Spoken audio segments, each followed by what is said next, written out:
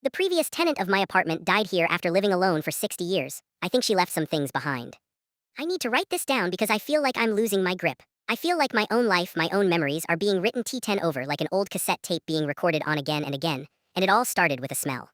3 months ago, I moved into a new apartment. It's one of those generic modern buildings that have been popping up all over the city. White walls, gray laminate flooring, big windows. It's clean, it's quiet, and it's completely devoid of character, which after a series of terrible, noisy slumlord run apartments was exactly what I wanted. My life is stressful enough. I work a high-pressure job, I don't have much family, and my social life is, well, it's a work in progress. I wanted my home to be a blank slate, a sanctuary of boring, predictable peace. For the first week, it was perfect, and then I started to notice the smell. It would only appear late at night, usually after midnight. It was a faint, elusive scent, and it would just materialize in the air. It wasn't unpleasant, in fact, it was the opposite. It was a strange, complex, and deeply comforting smell. It smelled like old, dry paper, like the pages of a beloved book. It smelled of dried lavender, the kind you'd put in a sachet to keep in a drawer. And it had a third, almost indefinable note, a clean, ozonic scent like the smell of rain hitting warm asphalt in the summer. I couldn't place it, but it felt nostalgic, deeply, achingly nostalgic in a way I couldn't explain. I'd be sitting up late working on my laptop, and the scent would drift into the room, and I'd feel a wave of unearned sentimentality wash over me. It felt like a memory I couldn't quite grasp. Then the memories started to come with the scent.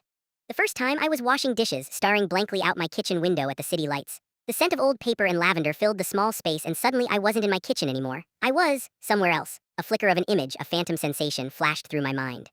I'm a child, maybe 7 or 8. I'm sitting on a checkered blanket next to a wide, sparkling lake I've never seen before. The sun is warm on my skin. A woman whose face is a blurry, sun-drenched haze is unpacking a picnic basket. The air smells of freshly cut grass and the lavender soap she uses.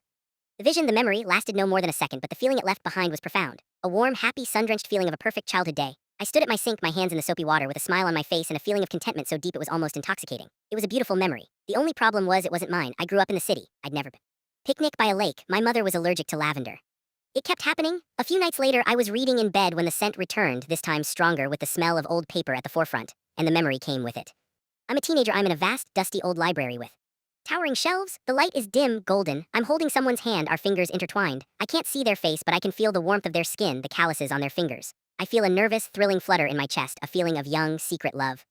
Again, it wasn't my memory. My teenage years were a clumsy, awkward affair, mostly spent in my room playing video games, but the feeling was real. The phantom nostalgia was so potent, so vivid, it felt more real than my own past.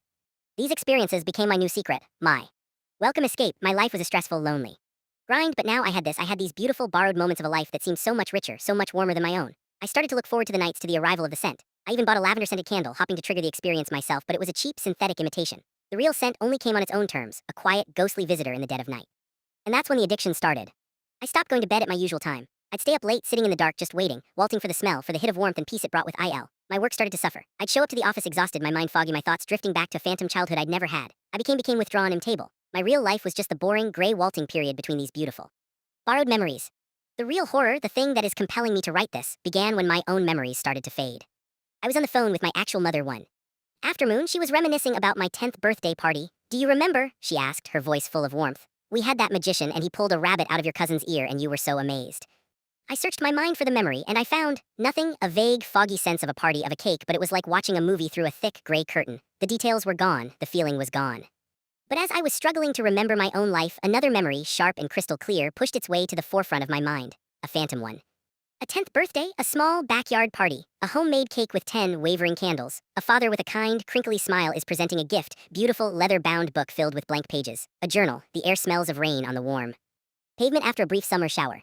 The memory was so vivid, so emotionally resonant that almost said, "No, Dad gave me a journal." I caught myself just in time, mumbling something about it being a long time ago. I hung up the phone, a cold, sick feeling washing over me. My own life was becoming a blur. The phantom memories were moving in, pushing my own experiences out, claiming the space for themselves.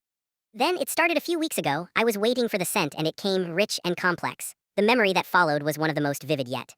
I'm a young adult. I'm standing in a light-filled studio in front of an easel. A half-finished canvas sits before me, a landscape of a stormy sea. My hands are skilled. I can feel the familiar, comfortable weight of a paintbrush, the satisfying pull of the thick oil paint on the canvas. The air smells of turpentine and linseed oil, and faintly of the dried lavender I keep in a vase by the window. I felt a profound sense of creative fulfillment, of purpose. I was a pointer. I was an artist. The next morning, I woke up with a strange feeling. On my hands, I looked down. The skin on my fingers and the back of my right hand was stained with faint, ghostly flecks of color. Cerulean blue, viridian green, a touch of ochre. I went to the bathroom and scrubbed them, but the paint wouldn't wash off. It wasn't on my skin. It was in my skin, like a faint, colorful bruise. It was the phantom echo of a life's passion, stained onto a body that had never earned. The fear started then, a deep, gnawing fear that was now at war with my addiction. I knew I should stop. I knew I should try to fight it. But I was weak. I needed the comfort of the memories, even as they began to physically mark me. The next time the memory was a dark one, the first. One that wasn't happy.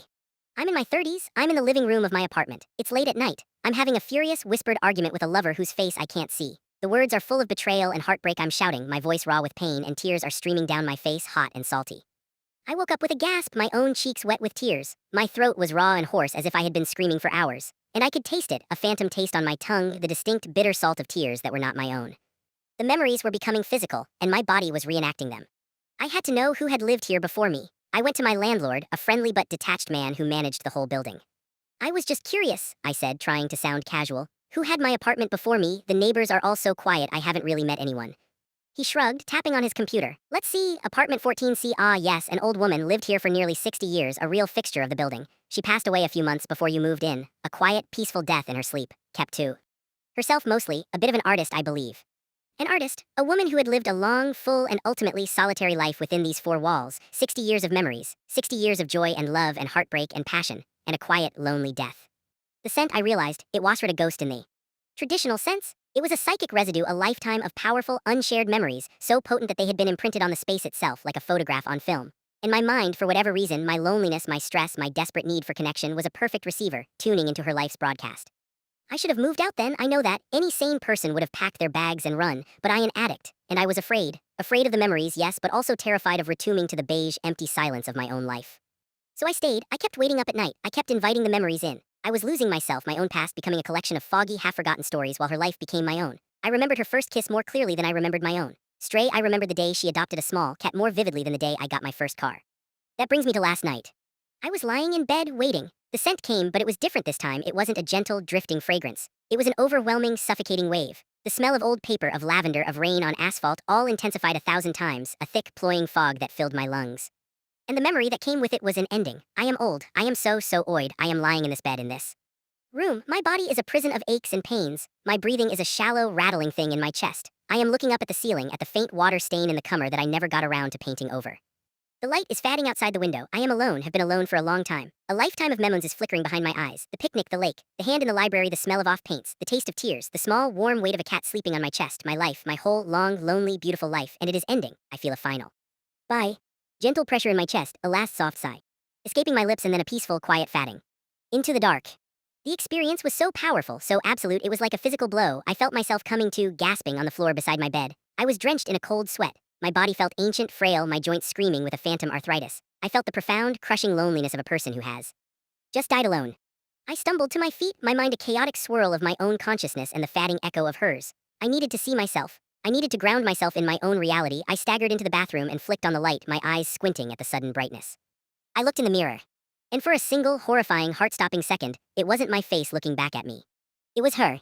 I saw the face of a very old woman, her skin full of fine, paper-thin wrinkles. Her hair was a wispy, silver-white halo, and her eyes were mine, but they were filled with 60 years of a life I had never lived, and they were wide with a tired, frightened confusion. It was the face of a ghost, looking out of my eyes as if from a strange, unfamiliar prison. I cried out, stumbling backward, and the image flickered. The wrinkles smoothed away, the silver hair darkened, and my own young, terrified face snapped back into place. But I had seen it. I am not just experiencing her memories anymore, I am becoming her. Her residue, her life story, it's imprinting itself on me, overwriting me. I'm writing this now because I don't know what else to do. The scent is still here, a faint, constant presence in the air. I'm afraid to go to sleep. I am afraid that I will relive her last moments again if I fail.